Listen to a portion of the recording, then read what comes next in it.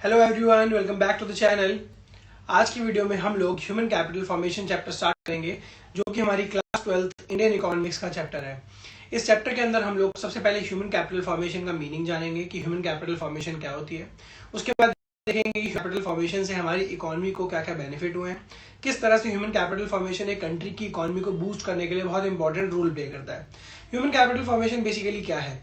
Human capital formation के अंदर हम लोग देखते हैं कि एक इंसान को बेसिकली ऐसा प्रोडक्टिव बनाना बहुत इंपॉर्टेंट है किसी भी कंट्री के लिए, ताकि वो उसके लिए एक एसेट बन सके। तो ये बहुत इंपॉर्टेंट फैक्टर है बेसिकली किसी भी कंट्री को और अच्छा बनाने के लिए। जी, तो अब बात करते हैं फटाफट से ह्यूमन कैपिटल फॉर्मेशन का क्या मीनिंग होता है। Concept of human capital and human capital formation. Human capital refers to the stock of skills and expertise of a nation at a point of time. It is the sum total of skills and expertise of engineers, doctors, professors and workers. Basically किसी भी country के अंदर किसी भी इंसान को अगर कोई भी स्किल्ड नॉलेज है, उसके पास कुछ स्किल्स हैं, वो किसी भी चीज़ में एक्सपर्ट है, that is called human capital formation. वो आपकी कंट्री में कैसे हो सकता है? वो एजुकेशन के थ्रू हो सकता है। ओके, तो यहाँ पर वही चीज़ बताइए कि प्रोसेस प्रोडक्शन में अगर कोई भी इंसान बेसिकली वैल्यूएबल काम करके दे रहा है आपको, तो ह्यूमन कैपिटल फॉर्मेशन का पार्ट है। और एक पर्टिकुलर पॉइंट ऑफ टाइम में देखते हैं कि आपकी कंट्री में कितने इंजीनियर्स, कितने डॉक्टर्स, कितने साइंटिस्ट, कितने प्रोफेसर्स, कितने टीचर्स, ये सब मौजूद है। उसके ऊपर डिपेंड करता है कि आपकी कंट्री का ह्यूमन कैपिटल फॉर्मेशन कैसा है और कैसा नहीं है। आगे करते तो sources of human capital formation. किन चीजों के ऊपर डिपेंड करता है human capital formation? So number one is expenditure on education. Education के ऊपर खर्चा करना बहुत इंपॉर्टेंट है किसी भी कंट्री के लिए। सबसे पहले कंट्री के लिए इंपॉर्टेंट है। कंट्री अगर एजुकेशन के बजट को बढ़ाती है तो कंट्री के अंदर एजुकेशनल इंस्टीट्यूशन बहुत सारे बन जाते हैं, और एजुकेशनल इंस्टीट्यूशन बनने की वजह से ऐसे लोगों को भी एजुकेशन मिलती है जो बेसिकली अफोर्ड नहीं कर सकते महंगी एजुकेशन, राइट। लेकिन हमारी कंट्री के अंदर लोग क्या करते हैं? महंगी एजुकेशन को अफोर्ड करने के लिए लोन्स वगैरह ले लेते हैं, राइट। तो ये चीज इसलिए की जाती है, इसका रीजन यही है कि भाई कोई भी इंसान या कोई भी पेरेंट ये चाहते हैं कि भाई मेरा बच्चा अच्छा पढ़ लिख ले और कुछ बन जाए। तो रीजन यही है अच्छी एजुकेशन प्रोवाइड कराने का किसी को भी। वही चीज यहाँ पे लिखी है, education enables an individual to make a good living throughout his life. तो एक पूरी लाइफ स्पैन के लिए एक इंसान एक अच्छा इंसान बन जाता है बेसिकली अगर वो एडुकेटेड होता है। तो हमें पता है एक एडुकेटेड इंसान कैसा होता है और एक अनएडुकेटेड पर्सन कैसा होता है। His total earnings during his lifespan would be far exceed his initial expenditure on education.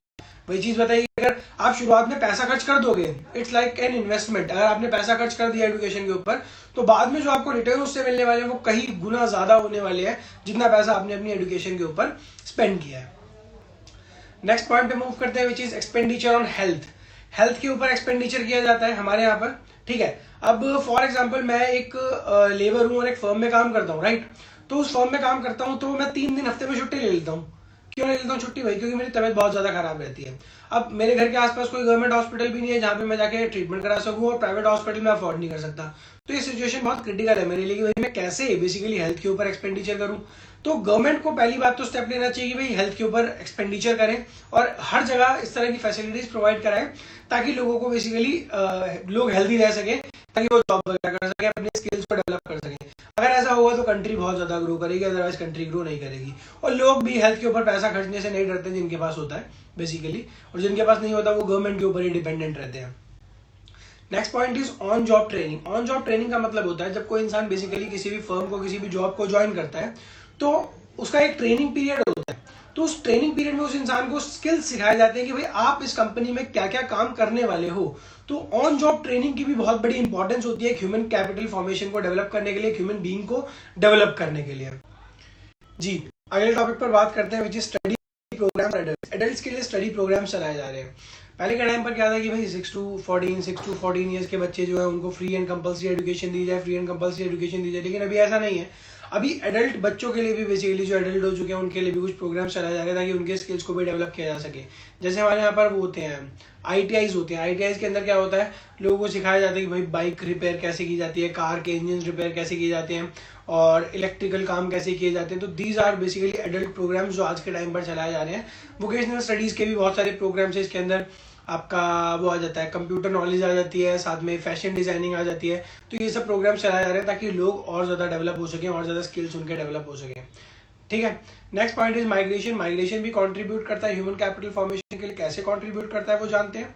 Migration क्या करता है बेसिकली, अगर आप स्किल्ड हो बेसिकली तो एक जगह से दूसरी जगह शिफ्ट हो जाओगे, शिफ्ट होने के बाद वहां पर जाकर वहां के लोगों के लिए आप कुछ ऐसा स्किलफुल काम करोगे ताकि वहां के लोगों की डेवलपमेंट हो सके।